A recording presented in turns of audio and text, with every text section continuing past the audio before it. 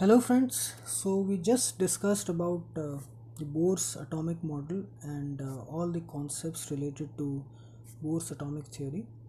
So in this video we are going to discuss about uh, some other concepts related to atom which are very important to understand, such as the electronic configuration, the concept of atomic and mass number, and isotopes.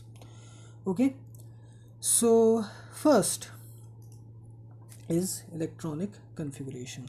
Now we all know that the whole concept of the internal structure of the atom, starting from the various models that were proposed, it all revolves around three subatomic particles. Okay, electrons, protons, and neutrons. Now, as per Bohr's atomic model, or up to the point of Bohr's atomic model, we all know that the protons and neutrons, they are present in the nucleus, which constitutes most of the mass of the atom, whereas the space occupied by the nucleus is very less. And the electrons, they move around the nucleus in certain well designated fixed radius orbits. So this whole arrangement of electrons in various orbits or energy levels around the nucleus, that is called as electronic configuration. Okay, the arrangement of electrons in various orbits. So there are certain rules for the distribution of electrons in various orbits which specify each orbit can accommodate how many electrons max. Okay, so there are some rules. So the rules are as follows. We will start with the basics, then we'll go to the advanced things. Okay, so we'll first understand it in a simple way, then we'll go into the details. So the maximum number of electrons that a particular orbit can accommodate, as per the principal quantum number or orbit number n, it is given by 2n square.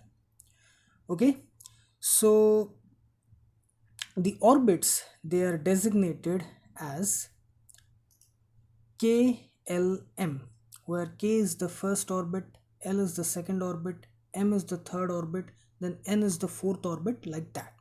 So each orbit can accommodate a maximum of 2n square number of electrons, where n is the principal quantum number or the orbit number.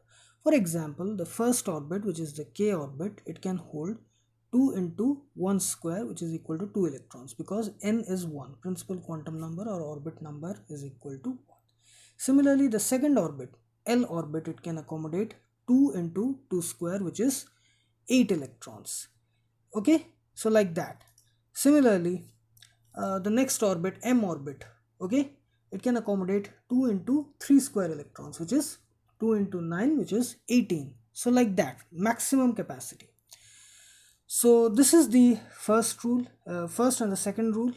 Then another important rule is the outer orbit, which is called as the valence orbit.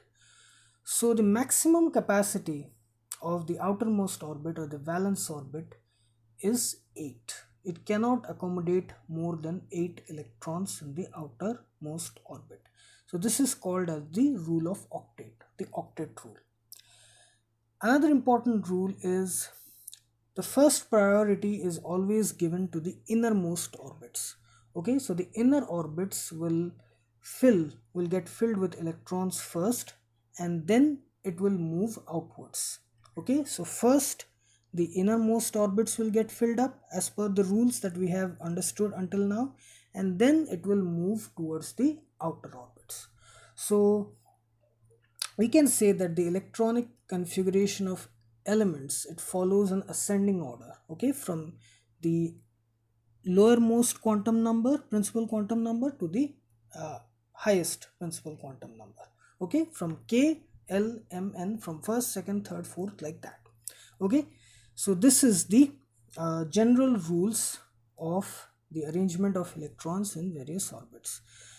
So there is very much, this is just explaining it in a simple way, that there is very much more things associated with it. So that we'll discuss when we'll discuss the Schrodinger's model, the modern atomic theory, which brings the concept of atomic orbitals, subshells. Then there will be exclusion principle. So there are very much more things to understand. So first let us get the basics clear, then we can go to the advanced things. So now we'll not discuss those things because it will unnecessarily create confusion. So you just understand, this is the simple way of understanding electronic configuration. Next, let us discuss the concept of atomic number and mass number. Now, in order to identify an atom of a particular element, we need information related to the number of protons and neutrons. These are the two unique things that can help us to identify a particular atom. And we can say that this is the atom of this element or that element or whichever element it is. So those two information, the number of protons and neutrons, they give us, they can be used in two different ways. First, to give us the atomic number, and then the mass number. So the atomic number is basically the number of protons present in the nucleus. Okay, it is denoted by the symbol Z. Okay, so it is simply the number of protons present in the nucleus. Now we know that atoms are electrically neutral. So the number of protons present in the nucleus is also the same as the number of electrons orbiting around the nucleus in various designated orbits. So in a way we can say that the atomic number also gives us information about the number of electrons present in the atom, because the number of protons and the number of electrons, they are the same, giving rise to electrical neutrality of the atom. So atomic number is the number of protons or the number of electrons present in the atom. So for example, the atomic number of hydrogen is 1, helium is 2, lithium is 3, beryllium is 4, sodium is 11, silicon is 14, and so on. Okay, so it means hydrogen has 1 proton in the nucleus or 1 electron orbiting around the nucleus, helium has 2, lithium has 3, beryllium has 4, sodium has 11, and silicon, it has 14, and so on. Then this is, as we can say, okay, hydrogen having 1 electron orbiting around the nucleus, helium has 2, lithium has 3, beryllium has 4, then silicon, it has 14. All of these is following the rules of electronic configuration, following the 2n square rule, the octet rule, everything. Next is the concept of mass number. Now mass number is another important information which depends on the number of neutrons present in the nucleus. Depending on that, the mass number varies. This extra information, it comes. So mass number is the total number of neutrons and protons present in the nucleus of an atom of an element. Okay, in most cases, except for the hydrogen atom, the common form, which has 1 proton and no neutrons, all other elements in their nucleus, they have protons and neutrons.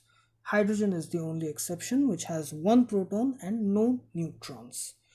So except that, every other element in the nucleus, it has protons and neutrons. So mass number simply is the sum of the number of protons and the number of neutrons, or we can say it is the number of nucleons, because protons and neutrons, they are called as nucleons. So all these three quantities, atomic number, number of neutrons, mass number, they should be positive integers or whole numbers.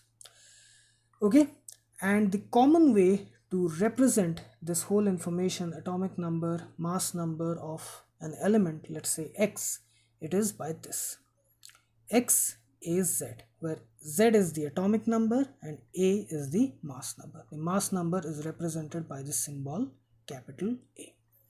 Okay, and this is the common way to denote the atomic and mass number of an element. The element name and then the the mass number and then the atomic number.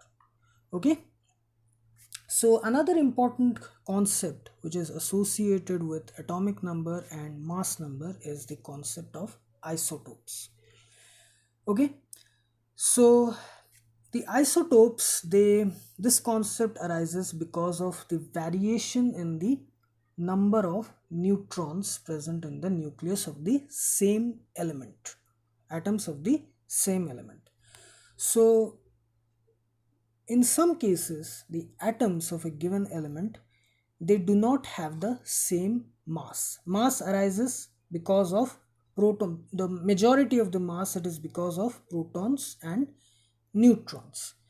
So the isotopes are those atoms of a given element which have the same atomic number but different mass numbers. Same atomic number because they have the same number of protons, but difference in mass numbers arises because of the difference in the number of neutrons. They have different number of neutrons.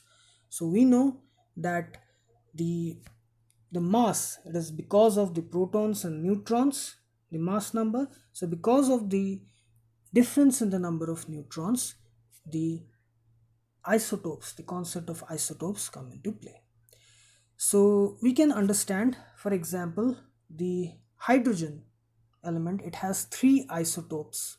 Okay, one is simply called as hydrogen, which has 1 proton and no neutrons.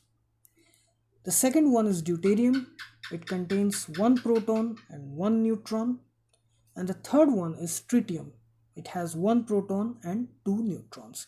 So in all these 3 isotopes, you can see that the number of protons is constant, 1, but the difference arises because of the variation in the number of neutrons. Here it has no neutrons, here it has 1 neutron, here it has 2 neutrons. That's why I said isotopes, the concept of isotopes arises because of the difference in the number of neutrons. So in some cases, atoms of a given element, they have the same number of protons, that means the same atomic number, but different mass numbers because of the difference in the number of neutrons present in the nucleus.